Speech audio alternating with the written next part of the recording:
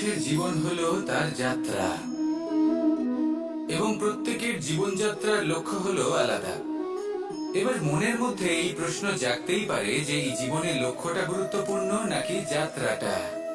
এবং এই ভাবনায় আমরা কোথাও না কোথাও সব থেকে গুরুত্বপূর্ণ বিষয় ভুলে যাই যে সব থেকে গুরুত্বপূর্ণ ব্যক্তিত্ব হলো আমাদের সাথী, আমাদের সহযাত্রী, যার সাথে আমরা এই যাত্রাপথ সুনিশ্চিত করি। এটা খুব গুরুত্বপূর্ণ। আপনি নিজেই দেখুন, মেঘ থেকে বৃষ্টি ঝরে পড়ে, তার লক্ষ্য হলো ধরিত্রী, তার যাত্রাপথ হলো সেই বায়ুমণ্ডল। কিন্তু কোন সাথী নির্বাচন করছে তার উপর কত কিছু নির্ভর করে।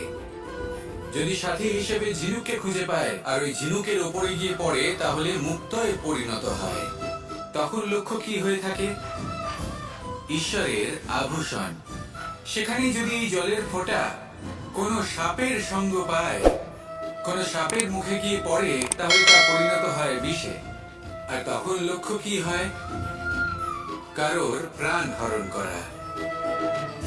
এই উদাহরণ স্থির করে যে আমাদের জীবনে সাথীর নির্বাচন হলো অত্যন্ত আবশ্যক এবং অত্যন্ত গুরুত্বপূর্ণ বিষয়। কারণ সাথীর প্রভাব শুধু যে আপনার পথে পড়বে তা নয়, আপনার লক্ষ্যের উপরও পড়বে।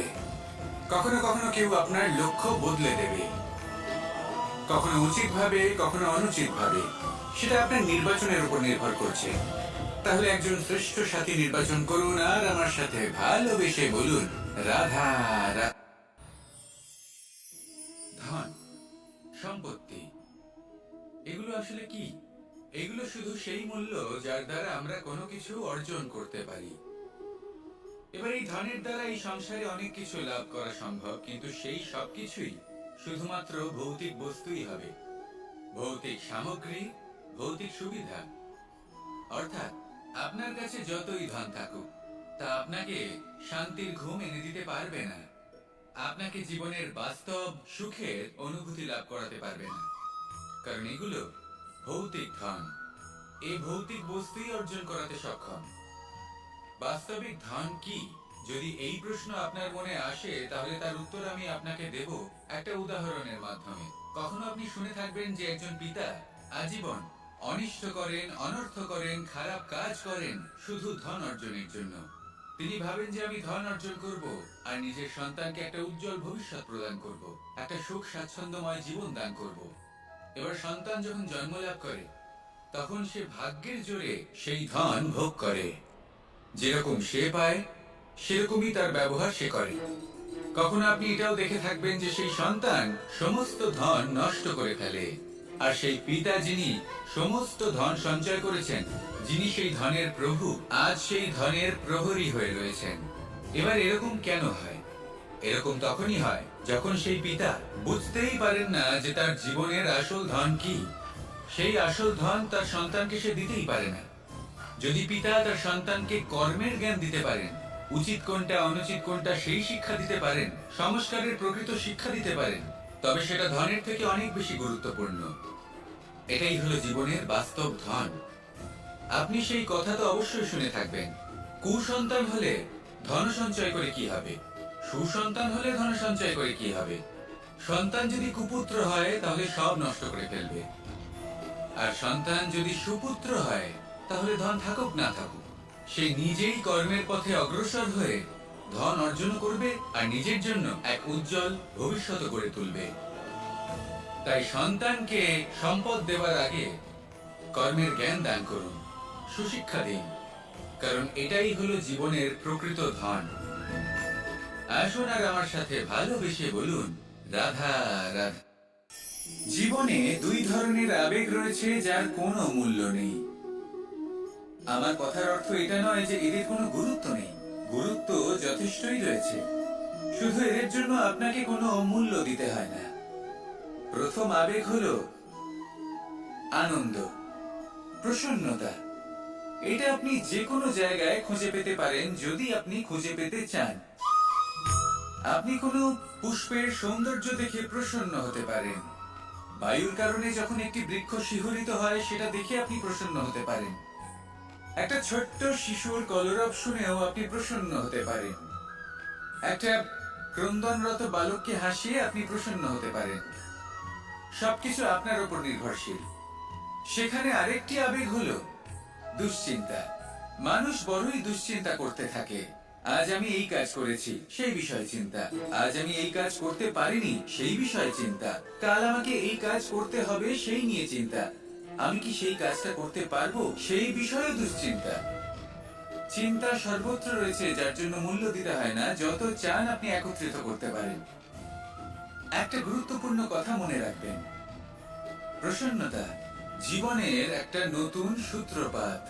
সেখানে দুশ্চিন্তা হলো জীবনের চিতার সময়। এবার এই দুটি আবেগ হলো মূল্যহীন, দুটোই আপনার সামনে আছে। কোনটা চয়ন করবেন আপনি, দুশ্চিন্তা নাকি প্রসন্নতা? সিদ্ধান্ত আপনারই। আসুন আর আমার সাথে ভালোবেসে বলুন, রাধা রাধা। আমরা সকলে শক্তি অনুভব করতে চাই। এবার যদি আপনাকে জিজ্ঞেস করা হয় যে সব থেকে বেশি শক্তির অনুভব কোথা থেকে করা সম্ভব, তখন কেউ কেউ বলবেন পুষ্টিকর আহার গ্রহণ করলে, ব্যায়াম করলে। কেউ বলবেন ধন লাভ করলে, বন্ধুদের থেকে, পরিবারের থেকে, আদি ইত্যাদি। এইভাবে আপনি শক্তির অনুভব অবশ্যই করতে পারেন, কিন্তু সব থেকে বেশি শক্তির অনুভব যদি আপনি করতে চান, তাহলে তা পাবেন শুধু একতার দ্বারা, সংগঠনের দ্বারা। যদি আপনাকে উদাহরণ দিই, নিজের এই হাতটাকে দেখুন। 5টা আঙুল রয়েছে। কোন একটা বস্তুকে নিজের একটা আঙুল দ্বারা তুলে ধরার চেষ্টা করে দেখুন, বড়ই কষ্ট হবে। তখন আপনি বুঝতে পারবেন, যখন এই 5টি আঙুল একত্রিত হয়, তখন কোনো কাজ কতটা সহজ হতে পারে। এটাই হলো শক্তি, একতা। সব থেকে ভালো উদাহরণ যদি আপনাকে দিই, তাহলে বাঁশি। এই বাঁশি থেকে অত্যন্ত মধুর সুর নির্গত হয়, যা সবার মন প্রসন্ন করে দেয়। এই কথা সত্যি। কিন্তু এই বাঁশি আমি একটা বা দুটো আঙুল দিয়ে বাজাতে পারবো না। আমাকে প্রত্যেকটা আঙুল ব্যবহার করতেই হবে, তবেই এর থেকে মধুর সুর নির্গত হবে, যা সকলকে প্রসন্ন করবে। ঠিক কিনা? ঠিক এইভাবেই যদি আপনি চান যে আপনার জীবনরূপী বাঁশি থেকেও মধুর সুর নির্গত হোক বা সবার মনকে প্রসন্ন করে তুলুক, তাহলে আপনাকেও জীবনে একতা নিয়ে আসতেই হবে। আপনি একাও কর্ম করতে পারেন, পথ চলতেও পারেন, সামনেও এগোতে পারেন, সাফল্যও লাভ করতে পারেন। কিন্তু যখন সকলে একসাথে এগোবেন, সেই পথে চলবেন, সেই কর্মই করবেন, তখন লক্ষ্যে অবশ্যই পৌঁছবেন, সাফল্য অবশ্যই লাভ করবেন। কিন্তু সেই সাফল্য এবং তার আনন্দের সংমিশ্রণটাই একটু অন্যরকম হবে। তাই জীবনে ঐক্যবদ্ধ হন, একসাথে মিলে এগোতে থাকুন, আর আমার সাথে ভালোবেসে বলুন, রাধা রাধা।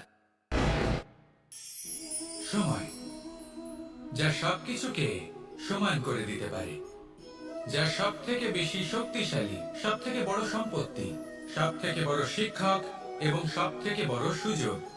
এই সময় যখন ভালো যায়, তখন তা আপনাকে আমিত্বে মত্ত করে তোলে, অহংকারে নিমজ্জিত করে দেয়।